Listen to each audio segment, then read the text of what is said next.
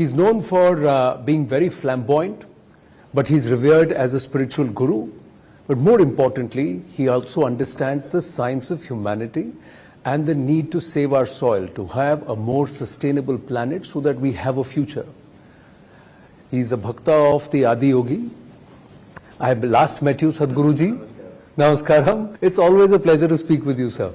And right now we are at your center here in Delhi, and it's just amazing. My first question to you.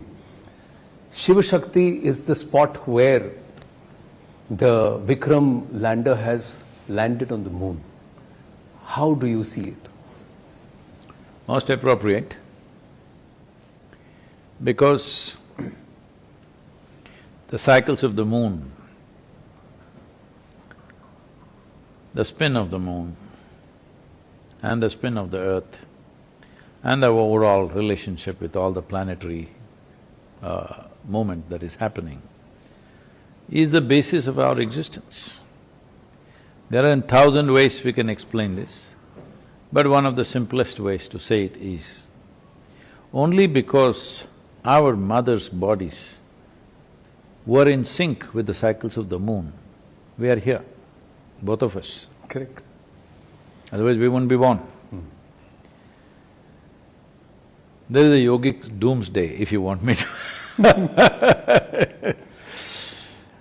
Over probably 3,000 or 3,600 years ago, this prediction was made because they noticed at that time. Today it is confirmed by scientific measurements. Every year, moon is moving away from our planet by 1.5 inches, or about 15 millimeters.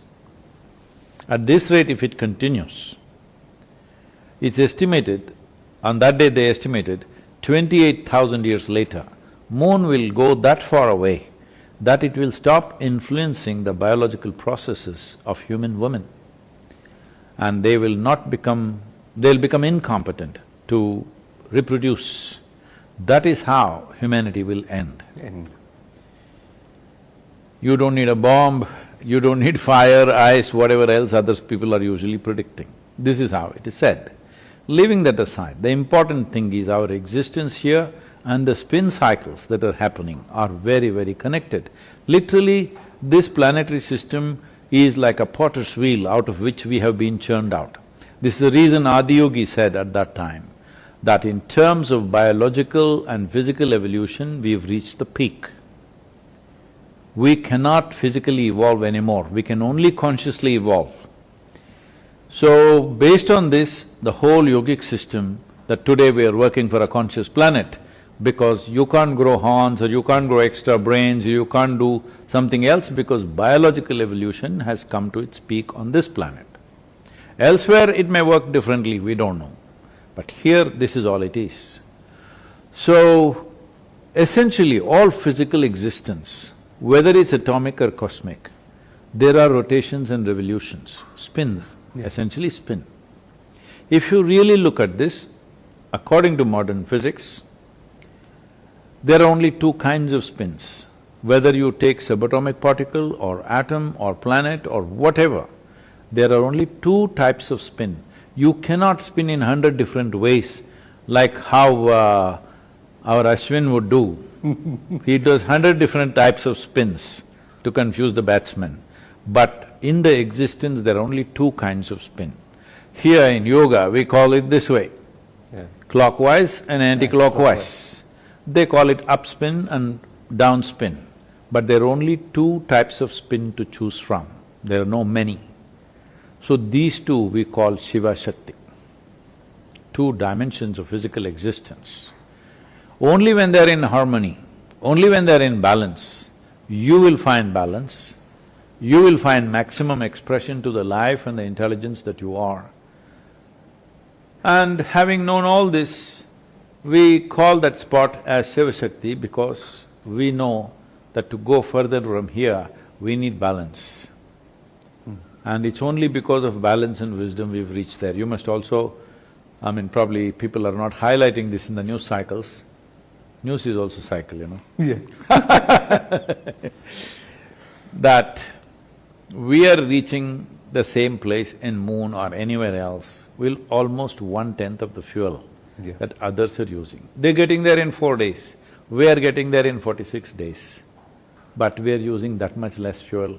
When you're talking about pollution, about everything, you're trying to drive an electric car in the city, is it not important? Rocket is a super polluting process.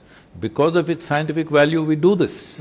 Because of the technological advantages we have, because of putting satellites out there are many benefits to us, we are doing it. But it's a super polluting process, just the way it fires. Yeah. So we are using very minimal fuel, using a sling process of using the gravitational momentum to, use thrust only at certain times and rest of the time doing by momentum. We're building up and getting there at very little fuel. All this ingenuity comes because we have a certain balance within us. We are not people who do things with force. We find a balance and effortlessly we do it. This is what spin means even in cricket. What somebody throws at 160 kilometers per hour, somebody throws it at 85 kilometers and still gets all the wickets. That's what spin does. So this is Shiv Shakti for you. You've fantastically answered the balance between science and spiritualism, but Sadhguruji, I have to differ with you. There is one more spin which is called the political spin, which is also being That is done by you guys. not done by us. It's been done. The moment it's christened like that, there is a motive attached to it. Those who look for such motives… Yes. See, name the… now there are 12, 15, whatever, but at least name the 9 planets. You will say Sun is Apollo, this is Luna, that is Neptune, this is Jupiter, this is Mars, that is all this. What are all this? These are Greek gods, Greek and Roman gods and goddesses. But you had no problem. Yeah. Shiv Shakti, suddenly you have a problem, you have an agenda, it's all right. We will leave it at that. There is no need to go on talking about that endlessly. It's a senseless argument because prejudiced people say all kinds of things. Right now you land on the moon, somebody in UK stands up and says, why do you need to go to the moon?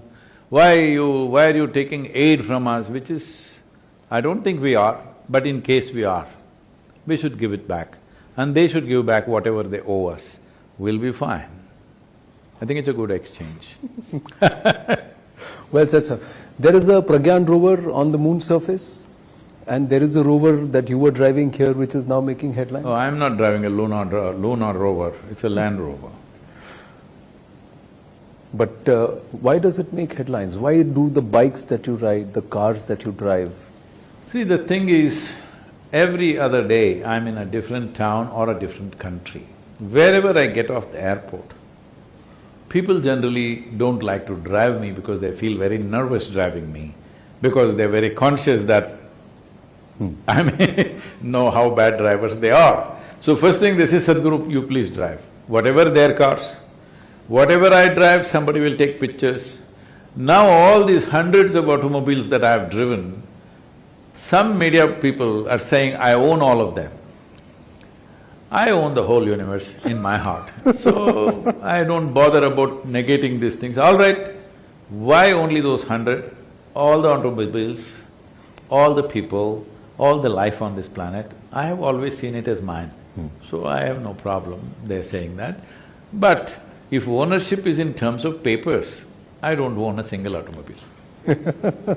But the whole universe is mine, one earth, one family, one future. Yes. That's supposed to be our motto as G20 Yes. chair. Do you think we have lived up to that billing? Do you think India is done worthy of its presidency as we built up to the summit? See, have you lived up to one earth, one family, one future? It is not a value that you simply live up to. It is something that you strive for. Yeah.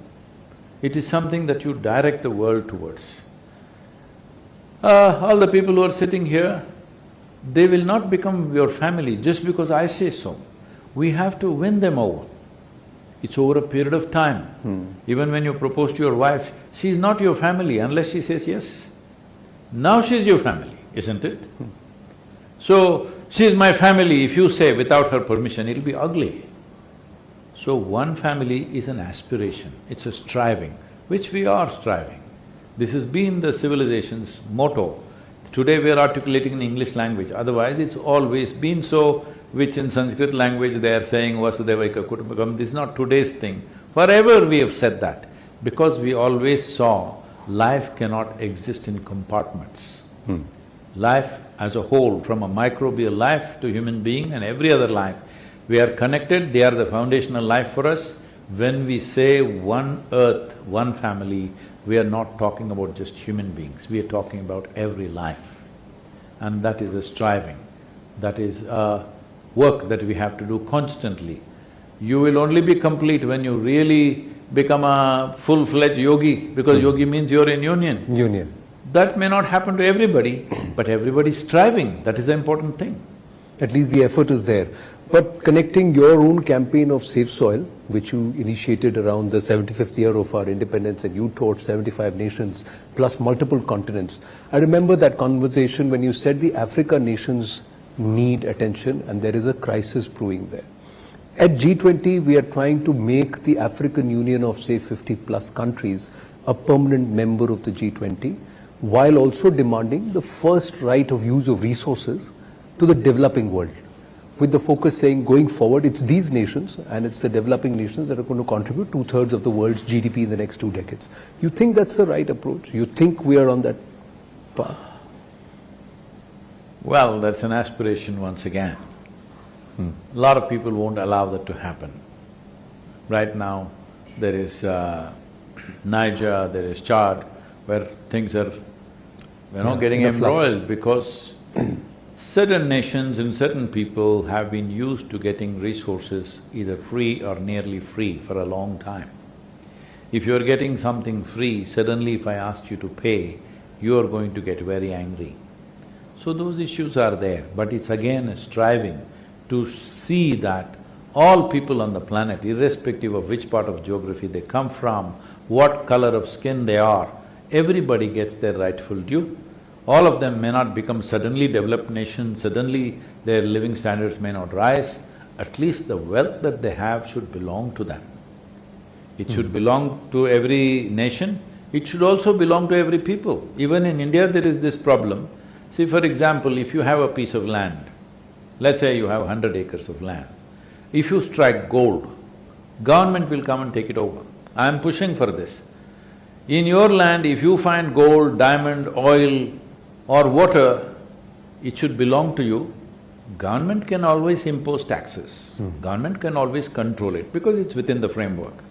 But they can't take it unless it is civilizational aspects. Suddenly in your land we found Harappa Manjadaro, then of course we will take it. Or for from public utility we have to take it, we will have to compensate you in a certain way and take it. Or for strategic reasons we have to take it, those are different.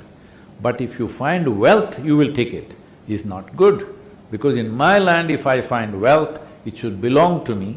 Government can always tax, put up frameworks within which one should function. So today, even if you grow a tree which is valuable, if you cut it, they could arrest you. Now we've changed the laws with the rally for rivers and other things, many laws have changed in most states, but still certain species are not allowed. If you grow rosewood or sandalwood, you can't cut it. So why will anybody grow it? We're importing sandalwood from Australia, can you believe it, of all the places? Down under. India is the land of sandalwood, all right? But we are importing because we don't allow people to grow. Some states have changed the laws since we've been pushing and pushing for this, but it needs to become a national policy, irrespective of what. Whatever I grow, except illegal things. Anything legal, whatever I grow, whatever I find in my land, should belong to the owner of that land. If we don't do this colonial law that if your land is not yielding anything, it's yours, if it yields something, it's mine. What kind of law is this? We need to do this in this country, only then farmers are really empowered. But quite an irony that there are acts in our country which say that if certain bodies like the Waqf decide that that land belongs to Waqf, they can actually take it and you can't even challenge it in the top court. So it's a different kind of a problem there because it's quite endemic in our system. I think all these things… See, if you do not correct a certain injustice with the right kind of legislations, the policymakers would have failed in their duties, because tomorrow it will not be a question of property, it will be a civil war. It will be a fight that you can't settle. You can't settle with going to court. People will shoot each other, kill each other. This will happen in large scale if you try to manifest these things. So if there are any kind of rules or laws which will set people against each other, we must neutralize this now, because now we are aspiring to move ahead as a developed nation in the next 25 years. When this is our aspiration, it's very important every minute policy is looked at carefully and ironed out in such a way there will be no conflicts in the society. Consensus building, resolving conflicts, and especially on… let's come back to G20 because we're building up to the summit. How easy or difficult is it going to be for India to not just earn that, because we've earned the seat at the table, but to sit at the table with the entire grouping of the Global South who we want to be a voice of? You said that there will be nations that will create impediments, but are we in a position to deal with it? Are we strong enough to be able to counter that? See, there are two aspects. One thing is the sincerity of your effort. I think in that way we have earned world's respect. Another thing is the depth of our understanding. I think in that area also we have earned world's respect. But at the same time, how much ever sense you may be speaking, how much ever wisdom you may be speaking, still if you are not strong, nobody is going to listen to you. So, becoming among the top 3 economies in the world is an important goal. Only if we fulfill that, we will be able to fulfill these ideals that we are talking about, fulfill these goals that we are talking about. Otherwise, they will be just talk. We have given a direction. Hopefully, other nations also will start talking. But you must understand, this is the nature of human communities or nations, that one who is in advantage is not willing to compromise unless they have to. This should not be the way. We should have been far more conscious, embracing kind of humanity, but we are not like that right now. Let's not dream about that right now. We can aspire, we can strive, but that's not the reality. So you can't be in a dream world. Without the necessary power to influence trade, to influence geopolitics in a significant way, is everybody going to take up to the motto of one earth, one family, one future? Though that is the best way to conduct the world. It is the most sensible way and sustainable way to conduct the world. Is the world going to take to it? No. But the idea has been planted. Nobody can blatantly say, no one world, my world is my world, your world is your world. That time is gone. They cannot say it.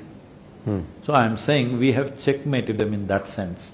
We are not one family, your family or our family. No one future, our future is good, your future will be bad. Nobody can say that in the International Committee of Nations. Correct. So we've got them there. Now to get them committed to that is not going to happen unless you are also a powerful pawn in the whole scene. If you don't have a powerful move, then it'll be just a concept. But as a concept, we've put out a concept that nobody can reject. That's great. To start with. So what's our powerful move? How do we become a powerful pawn, and where do you see a certain sense of our own understanding, our own cultural roots or cultural nationalism? Does it have a key role to play in it? Indians identifying with who we are as Bharat, as India, how much of a role does that play? See, as Bharat, as a civilization, as a political nation, we are who we are. One significant damage that's happened to us is, what was the possibility of a subcontinent? We were not a nation, we were a subcontinent. Subcontinent, yeah. Today we are an island nation.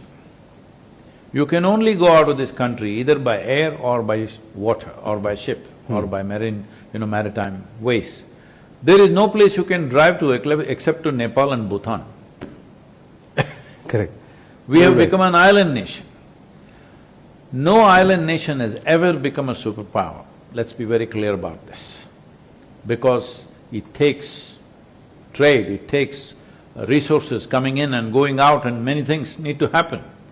So first thing is we need to achieve that one way or the other, that we are not an island nation.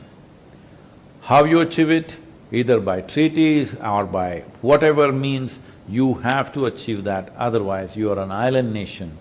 Everything coming in by sea and everything going out of sea is not the way to prosper. Prosperity is very important. We have intellectual prosperity, fortunately, because of our cultural strengths. Today, over 72 companies which are in the Fortune 500 group are run by Indian people of Indian origin. Down the line, if you look at it, the most significant part of the management in most of the tech companies are Indian people, or at least Indian origin people. Nations are being ruled by Indian origin people, people who are openly saying, I am Hindu and things like that. So this is because our intellect, our competence is being recognized, but still it has not found power in the world, beginning to get little traction. But in the geopolitical stage, if you want to get power, you need a strong economy, a resilient economy, which we are, but in size we are not there. We are number 5 right now, but number 5 in terms of per capita we are way behind, all right, way behind. So this needs to happen right now. We are $2,600 per person. This needs to become at least 12,000 for us to call ourselves a developed nation. But it is also not fair to judge just by these standards, because,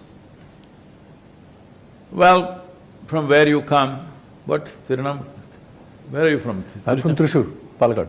Oh, you're Palakkad. Kerala. All right.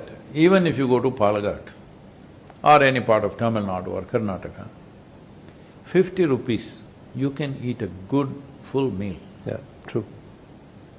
50 rupees is approximately 62 cents.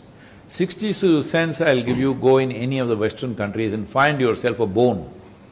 Let me see. Dog's bone you won't get, I'm saying. So I'm saying these parameters are not absolute, but it's all right now to go by international parameters. After some time we'll have to set our own standards.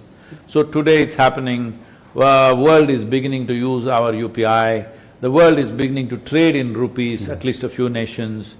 This needs to happen to us, because this will only happen if we have economic strength. Economic strength has to be protected by military strength. We don't have to use it, but it needs to be there. Otherwise, it cannot be protected. This is what has happened to us historically. We are enormous wealth without guards on the border. So this is why handful of raiders came who just came to loot and go, but then they saw this was so easy, they became emperors. Bandits became emperors, literally. True. So this is because we created enormous wealth, we kind of relied too much on what makes us Hindu, that is Himalayas and Indusagara. Because these mountain ranges and these oceans protected us for thousands of years, we thought it'll protect us forever. So we were not really a fighting nation, we could not defend ourselves. Once people learned how to cross the mountains or how to come by ocean, we were completely defenseless and we were just taken like that by a handful of people.